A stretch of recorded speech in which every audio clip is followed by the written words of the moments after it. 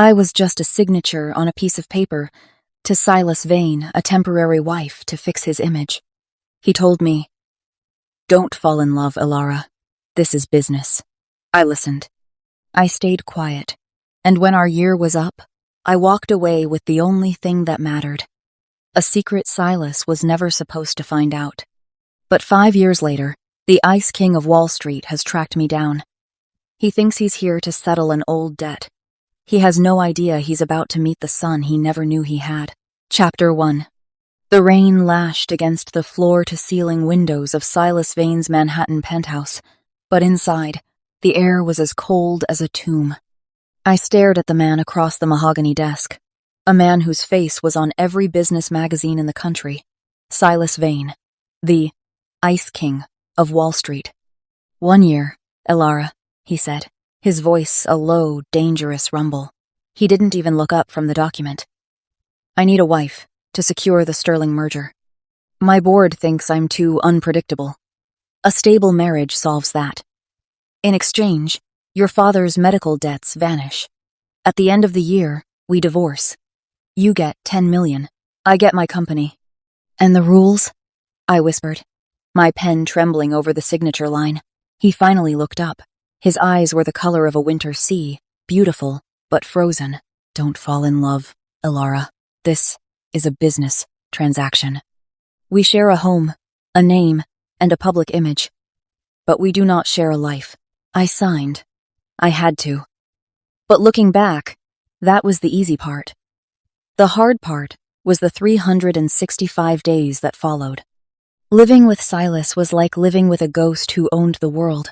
He was gone before sunrise and returned long after I had retreated to my separate wing of the house. Our only intimacy was for the cameras. At galas, his hand would rest on the small of my back, sending sparks through my skin that he never seemed to feel. He was the perfect actor. He played the doting husband so well that sometimes, in the quiet of a town car, I almost believed him. But the mask slipped once. It was our 11th month.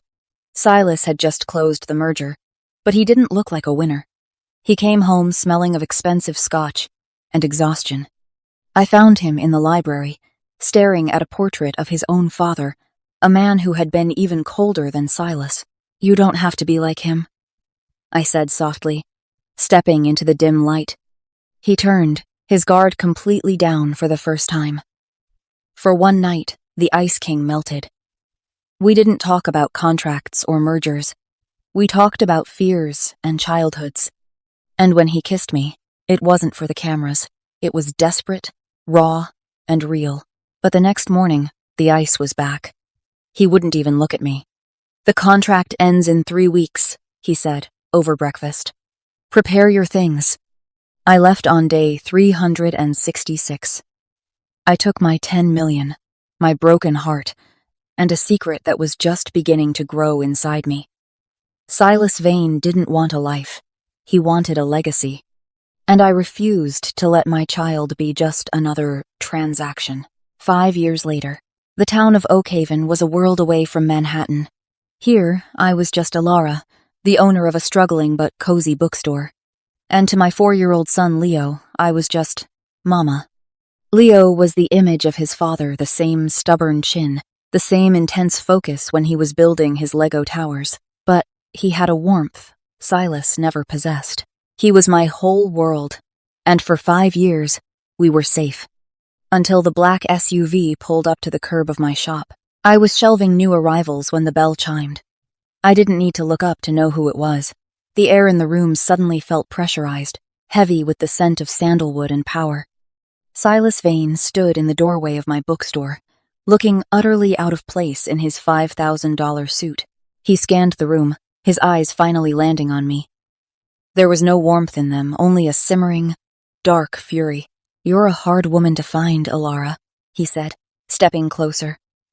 The wood floor groaned under his expensive shoes. I wasn't hiding, I lied, my heart hammering against my ribs.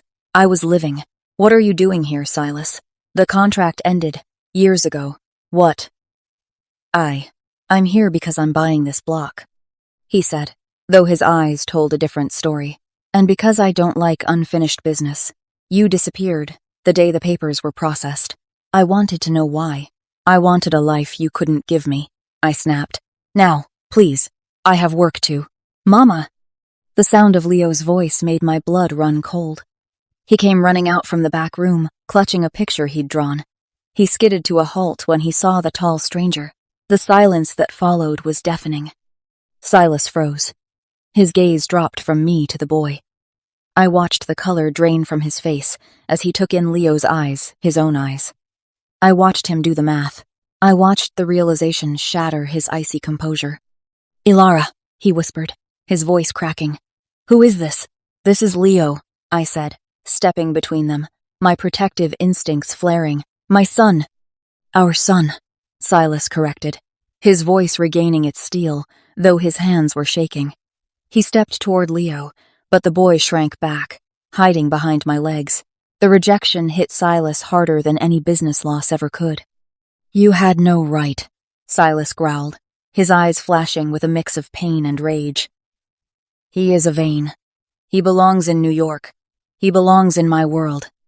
Your world is built on contracts, Silas, I shouted, the years of suppressed hurt finally boiling over. You told me not to fall in love. You told me it was a transaction. How was I supposed to bring a child into that? You would have raised him to be a machine. I would have provided for him. He doesn't need your money, Silas. He needs a father. And you didn't even know how to be a husband. Silas looked at the boy again. Leo was peering out from behind me, curious but cautious. For the first time in his life, Silas Vane looked like he didn't have a plan. The next week was a siege. Silas didn't leave Oakhaven. He took over the entire top floor of the local inn and spent his days at my shop. He didn't bring lawyers or papers this time. He brought a soccer ball. He brought books. He brought a patience I didn't know he possessed. I'm not leaving without him, Elara, he told me one evening as I was closing up.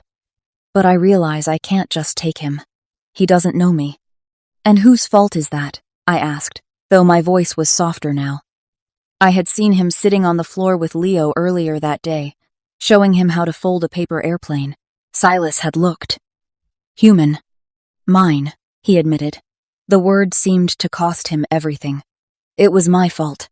I was afraid, Elara. My father taught me that love is a vulnerability, that a family is a target. I thought the contract would protect me. I didn't realize it would just leave me empty. He stepped closer, and for the first time in 5 years, he reached out, his thumb grazing my cheek. I don't want a contract anymore. I don't want a stable image. I want my son. And I want the woman who was brave enough to walk away from me. You can't just buy your way back into our lives, Silas. I know, he said. So let me earn it. Stay here. Let me stay here. Let me show you that I can be more than a signature on a piece of paper. It wasn't a fairy tale overnight. There were still arguments, and Silas still struggled with his acquisition mindset. But slowly, the Ice King began to change. He traded the suits for sweaters. He learned that Leo liked his toast cut into triangles, and that I liked my coffee with too much cream. The turning point came a month later. A rival firm, sensing Silas's distraction, tried to launch a hostile takeover of Vane Industries. In the past, Silas would have flown back to New York instantly to crush them. Instead, he stayed in Oakhaven. He sat on the porch of my small cottage, Leo asleep in his lap, and handled the crisis over the phone. Let them have the merger, I heard him say into his headset. It's not worth the time away from my family. I stood in the doorway, watching them. The most ruthless man on Wall Street was choosing a bedtime story over $1 billion deal. He looked up and caught my eye. There were no cameras here, no board members to impress, just the three of us and a quiet town by the sea. Elara, he said softly, after he carried a sleeping Leo to bed. He took my hands in his. I have a new proposal. No end date. No settlement. No rules about falling in love. He pulled a small velvet box from his pocket. Inside was a ring, not the flashy diamond he'd given me for the cameras, but a simple, beautiful emerald that matched the color of the trees outside my shop. This isn't a contract, is it? I whispered. No, Silas said, pulling me into his arms. This is a promise. I didn't need a pen this time. I just leaned in and gave him the answer he had been waiting 5 years to hear. The hidden heir wasn't a secret anymore, and the contract wife was finally home. Did Elara do the right thing by keeping Leo a secret? If you enjoy this story, subscribe for more intense romance, secret heirs, and emotional dramas.